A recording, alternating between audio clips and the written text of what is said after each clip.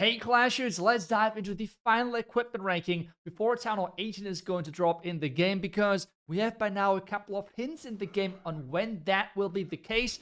Take a look at the seasonal defense schedule, for example. Mid-November seems to be the date for Town Hall 18.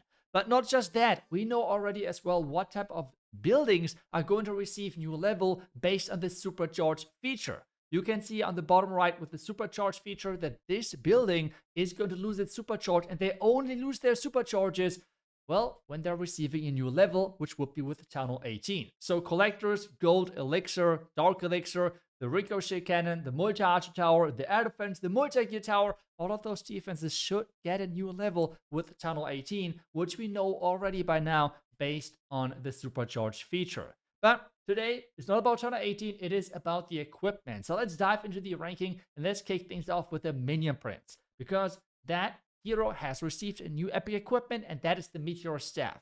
Might be surprising, but I have as well put it on the number 1 position for some combinations. Let me explain first before you're going crazy in the comments. So, when talking about masked dragons, you typically have 2 options if you want to maximize the value, which is either the Dark Crown with the Dark Orb, or the Dark Crown with the Meteor Staff. There are pros and cons depending on the base you're going to attack, which sometimes makes one of the options stronger, sometimes the other. If there's a lot of value really close to each other, like in Rage Tower bases, the Dark Orb is always a great combination to use with your Dark Crown.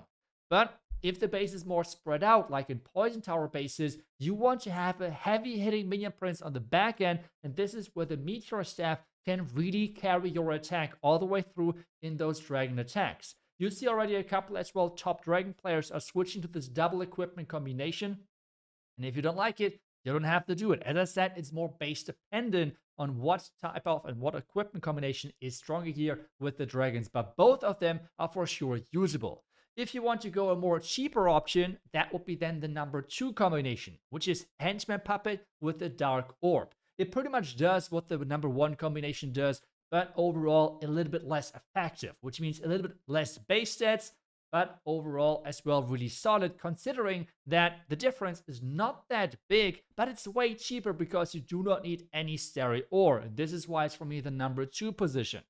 But if you're playing something like Warden Charges with the Minion Prince, then you want to go for the Metal Pants because you need that extra protection for your Minion Prince, then in combination with the Dark Orb. That combination should be really great as well. So remember, based on the base, you want to combine the Dark Crown with the Meteor Staff or with the Dark Orb with those dragon attacks, and you're going to have a great Minion Prince really being able to carry the attack from his position. Let's move on to the Archer Queen though. The next hero, not really many things have changed. The only difference here is that the focus on the action figure is even higher. This equipment is for sure one of the strongest carry equipments in the entire game. Having this on a higher level, getting a giant with 18,500 hit points out of nowhere, which can do splash damage, can pretty much two-shot a lot of those heroes, is a game changer. The number combination because of that is with the action figure, the giant, in combination with the mirror. You're having DPS, tankiness, everything you wish for. A lot of ground attacks is the number 1 combination. Number 2, in dragon attacks, or in ground attacks as well, where you want to activate an invest tower or snipe, sweepers, air defense, whatsoever, the giant arrow with the action figure. For more safety for your queen, you can go with the healer puppet and the action figure, but all of those combinations should be great and should really fit your attack overall. The next hero is the king. And don't stress out, the difference between the number 1 and number 2 position here are the use cases. The strength level is pretty much the exact same. It just depends on how you use your king. The reason why I have the snake bracelet with the spiky ball on the number 1 position is because I feel like this combination gets more used in the currently stronger attack strategies. But the only difference between the number 1 and the number 2 position is really the use case. If you have your king walking around the outside, combine it with the Frosty and use it with the snake bracelet and the spiky ball, and you're going to have safety, damage, everything you hope for. Really good combination. If you send your king inside the base, you want to use the Phoenix on him with the spiky ball and the earthquake boots. This is the only difference, which is the use case.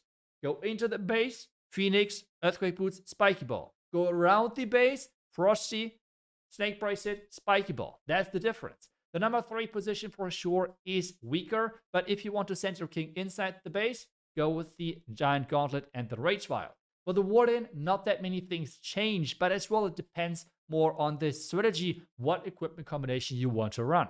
The number 1 combination for me is the Eternal Tome and Healing Tome because it just fits for a lot of different strategies. You can use it for the Root Riders currently. It's not the best thing, but you can use it there. You can use it with the Dragons, with Super Hawk Riders, with a lot of different strategies, and it makes those way better. If you want to play a Warden charge, the Fireball and the Rage Gem, those are the equipments for you. But especially in the legend modifiers with the ground attack, where you're having healers in your army composition, you need the raged up healers over the entire attack. This is why the Rage Gem is just so important in ground attacks if you need them and if you use those healers. So this is why a lot of Root Rider players are either using Rage Gem with Healing Tome, or currently, especially because of the Rage Towers and their damage output, Eternal Tome with the Rage Gem is the number 1 if you want to go for the Root Riders. So as I said, it depends on the strategy. The next one is the Royal Champion. In this combination, you want to go with the double epic, which gives you really a lot of flexibility and many attacks. You can use it for a Royal Champion charge. You can use it for other strategies where you are diving in, and as soon as the Royal Champion takes some damage, pop the ability. She's going to fall back and take some nice shots from a far distance and can recover even hit points. If you're going for a Royal Champion charge and really heavy on the Royal Champion, make sure you're going with the Electro Boots and the Haste Vial, like in many Dragon attack strategies. But if you just want to take down a specific part of the base, go with the Shield and the Rocket Spear, because that's pretty much the best over there. I think now, because as I said so many times, a lot of those equipment combinations are depending on the strategy. So let's just go through 3 of them, like the top 3 strategies currently in the game, and how you should actually combine the equipments, what the priority looks like, and what the minimum level for those equipment look like, to make sure that you know what to level. First things first, with the Dragons. The white numbers are the priority, which means you want to upgrade first the Electro Boots to level 12, which is the minimum level you should upgrade to make it really useful. So go for the Electro Boots, level them up to level 12. You move on to the Eternal Tome, level up to level 9. Then the Dark Orb, level 15. Haste Vial, level 12, and so on. And then when you have done the entire round of equipments, then you can go back and max one by one after you have unlocked the ores. Moving on now, we have the Warden charge. And to be honest, the army for this does not matter. I have still some druids in here, but in the end, it does not matter what the fireball strategy exactly looks like. The equipments are pretty much always staying the same as the priority for them and the minimum level you need to make them really useful.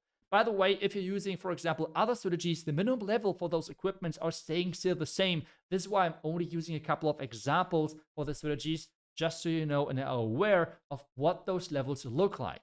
Moving on to the Root Rider attack, again, there is 1,000 different versions out there. Make sure that you're using the army composition you prefer the most. Some go with 4 Root Riders, some with 5, some even with 6. Make sure that you're fitting and finding your personal favorite. But on this one, I'm going with the Healing Tome and as well with the Rage Gem. But as I said, currently a lot of people are switching to Eternal Tome with the Rage Gem because especially versus Rage Tower bases, it is way stronger. Versus Poison Tower bases, this combination is better. So depending on what you're facing, you can go with your Poison.